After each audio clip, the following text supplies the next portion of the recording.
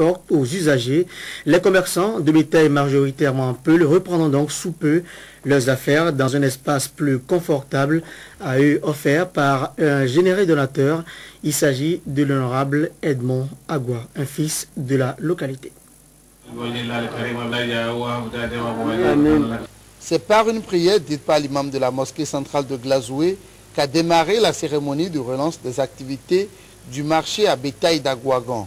Œuvre de l'honorable Edmond Agua, ce parc à bétail construit depuis 2004 pour servir de plateforme de vente des ruminants a connu 6 ans de flottement, toute chose qui justifie le ralentissement des activités sur le site.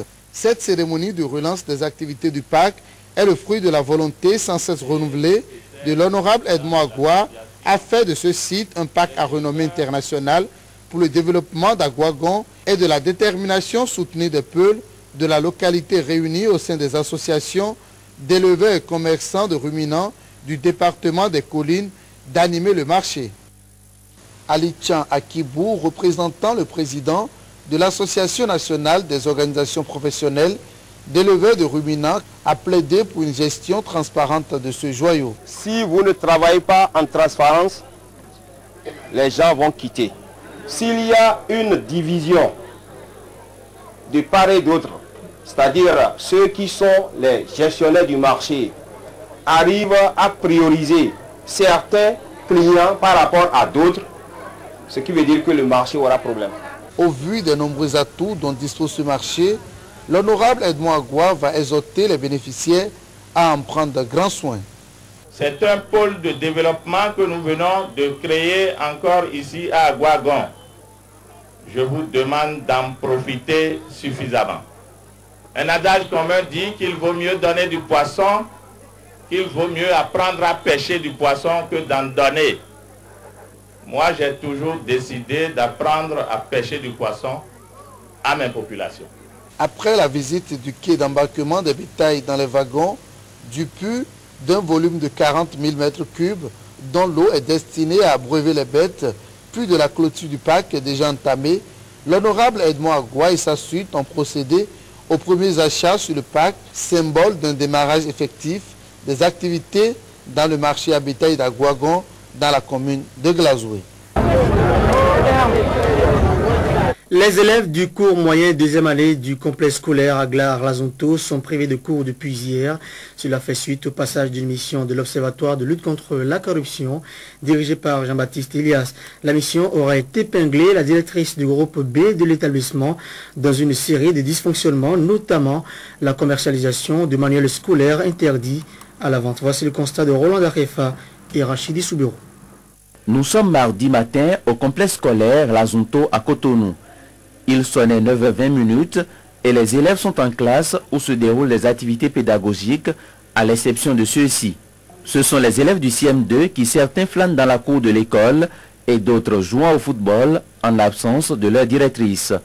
En effet, Dame Jeanne Achadé, responsable du groupe B du complexe scolaire de Lazonto, a été épinglée par une mission de l'Observatoire de lutte contre la corruption descendue ce lundi dans l'établissement.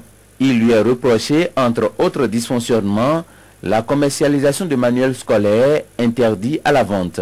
La directrice nous a dit que de sortir, que demain on va venir, que lui avec notre maître va aller chercher nos dossiers.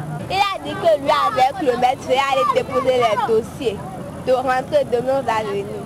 J'ai acheté 1500 chez la directrice. Nous avons acheté les 2 livres à 3000. C'est Jean-Baptiste Elias lui-même qui est venu faire les contrôles dans la classe de CM1B et CM2B. Quand il est arrivé, il a salué le maître et les enfants. Il a demandé aux enfants d'enlever les couvertures de leur manuel de mathématiques et de français. C'est de là que lui-même il a procédé maintenant aux fouilles minutieuses dans la classe. Et puis il a découvert maintenant certains manuels sur lesquels on a bien écrit vente interdite. Donc le monsieur a posé, Jean-Baptiste Elias a posé la question à ses enfants dont les manuels portent l'étiquette vente interdite. Et beaucoup ont déclaré que c'est la directrice Achadé Jeanne qui a vendu ces manuels-là à ses élèves. Outre la vente illégale de manuels, des disparités s'observent dans cette école en ce qui concerne les frais d'évaluation et d'examen. Moi, j'ai payé 8 500 pour les frais de dossier. J'ai payé 13 500 pour les frais de dossier. Nous avons payé pour les frais d'évaluation 1500. Les prix ne sont pas les mêmes. Paraît-il qu'en A là-bas, groupe A, notre directrice, ils payent 10 000 francs. En tout cas, ce que les gens m'ont dit hier, que chez eux là-bas c'est 10 000 francs pour les frais de dossier et ici c'est 13. Donc les prix ne sont pas pratiquement les mêmes, quoi. La mise en cause, absente pendant que notre équipe de reportage était de passage dans l'école, son bureau est resté fermé, même sort pour la classe de CM2 dont le chargé de cours a été simplement remercié. Raoul Sosa est pris pour bouc émissaire et sa directrice l'accuse d'être responsable de la situation. Approché, la victime expiatoire, un enseignant communautaire en attente d'être reversé, a préféré donner sa langue au chat. Maintenant, c'est son école. Si je suis ici, mais je ne suis pas couvert. J'ai appelé les gens de Fonac hier pour leur entendre que c'est comme ça qu'elle m'a remercié. En principe, je ne devais pas être dans l'école. La réaction des autorités en charge de l'éducation est attendue pour dénouer la crise et paraît au plus pressé pour que ces élèves du CM2 renouent avec les bonnes habitudes. La directrice de l'école primaire publique d'Agla, mise en cause, est venue exercer ce matin son droit de réponse pour confier sa version des faits. D'après la directrice Jeanne Achadé, à la base de cette situation se trouverait le refus de ses collaborateurs de lui rendre compte des frais d'évaluation enregistrés à leur niveau au début de la rentrée. Et c'est ce refus de ses collaborateurs de la laisser gérer les frais d'évaluation qui lui aurait valu cette dénonciation de détournement de manuels scolaires avec pour corollaire l'inspection de Jean-Baptiste Elias. On écoute Jeanne Achadé au micro de Ronald Robinson et de Dean Tidjani. Le mardi, j'étais au centre de dépouillement à la séquence scolaire quand on me dit qu'il y a des inspecteurs qui sont arrivés. Ils étaient 6, je dis inspecteur, pour visite de classe, j'ai couru avec ma seconde, on s'est rendu à l'école. Dans notre déontologie, aucun inspecteur n'a le droit de rentrer dans une classe lorsque le directeur est absent. Le maître Elias Jean-Baptiste Tout-Puissant, il est rentré dans la classe, commence à poser des questions au maître. Moi, je suis la bête à abattre.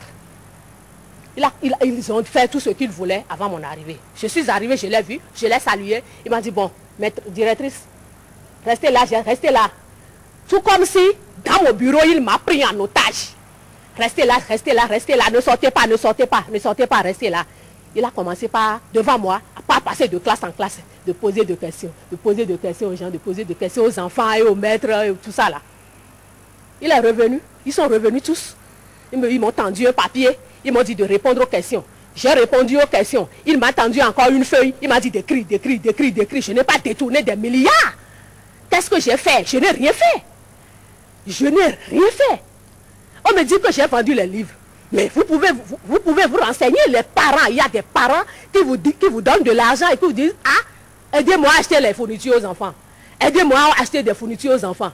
Il y a même des élèves, parmi les élèves qui ont montré, des enfants qui n'ont pas payé les frais de dossier que j'ai payé.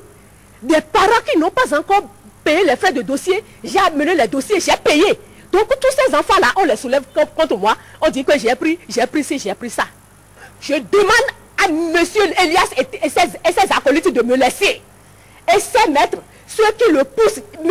Elias Jean-Baptiste n'a qu'à me laisser. Je suis une pauvre institutrice et M. Elias n'a qu'à me laisser. Sinon, s'il revient encore dans mon école, si je l'attaque, si Yaïboni ne vient pas, je ne vais pas le lâcher. Voilà, c'était la version de Dame Jeanne Achadé, la directrice mise en cause. Et qu'en est-il de ce enseignant contractuel non reversé, le nommé Raoul Sosa, que la directrice Jeanne Achadé aurait renvoyé? Voici donc la réponse.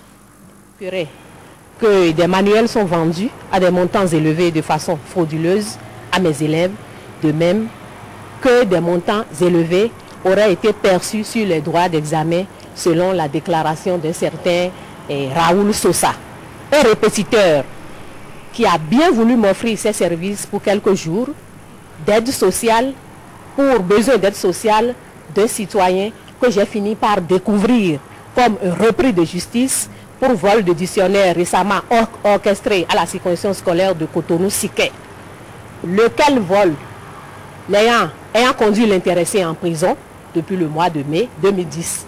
Il faut que l'État prenne ses responsabilités. Il faut que l'État prenne ses responsabilités. Les jeunes maîtres ne veulent rien faire. Je le dis et je le répète, les jeunes maîtres là, ils ne veulent rien faire. Leur problème c'est l'argent. Leur problème c'est l'argent qu'ils veulent gérer. Ces maîtres là ne font rien. Mais je dis, si tu es avec moi, tu vas travailler. Ils me connaissent. Si tu es avec moi dans mon école, tu viendras à l'heure. Tu vas travailler dans ta classe. C'est la lutte que je suis en train de mener. Et ces maîtres là se sont légués contre moi. Un autre volet de l'actualité, la société béninoise des brasseries, la Sobebra, apporte son assistance aux populations sinistrées lors des dernières inondations. Elle a procédé dans l'après-midi du mardi à la remise d'un chèque d'une valeur de 20 millions de francs CFA aux membres du comité de crise que préside le ministre de l'Intérieur et de la Sécurité publique. La cérémonie s'est tenue à la salle de conférence du ministère de la Décentralisation en présence du haut-commissaire à la solidarité nationale. Eman Parfait Niamboussou, bienvenue en Hongrie. Voilà qui raffermit une fois de plus le partenariat qui lie depuis 2 décennies le consommateur béninois et la Sobebra, société béninoise de brasserie, filiale béninoise du groupe Castel BGI basé à Paris. Le chèque d'une valeur de 20 millions de francs CFA remis au ministre de l'Intérieur par le secrétaire général de la Sobebra donne bien la preuve de la vocation d'entreprise citoyenne qui anime les dirigeants de cette société. Les inondations de cette année ont été particulièrement destructrices et meurtrières. Je voudrais ici très respectueusement solliciter, Monsieur le ministre, une minute de silence à l'attention des familles éplorées.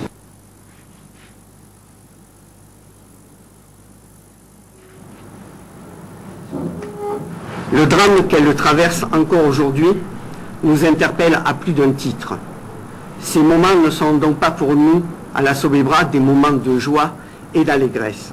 Aujourd'hui, je suis particulièrement honoré d'annoncer que la Sobebra offre une somme de 20 millions de francs CFA au gouvernement du Bénin pour porter assistance et secours aux populations sinistrées. Ce geste de la Sobebra en ajoute à la bonne liste des actions humanitaires déjà menées par cette entreprise dans nombre de domaines socioculturels et communautaires. Je voudrais ici vous réitérer la volonté de la Sobebra de continuer d'avoir des relations de partenariat durables avec les autorités et les populations du Bénin. Nous osons espérer que d'autres entreprises du secteur privé suivront notre exemple afin de permettre au gouvernement du Bénin et aux membres du comité de crise et d'assistance aux victimes des inondations de réunir les moyens suffisants à leurs actions humanitaires.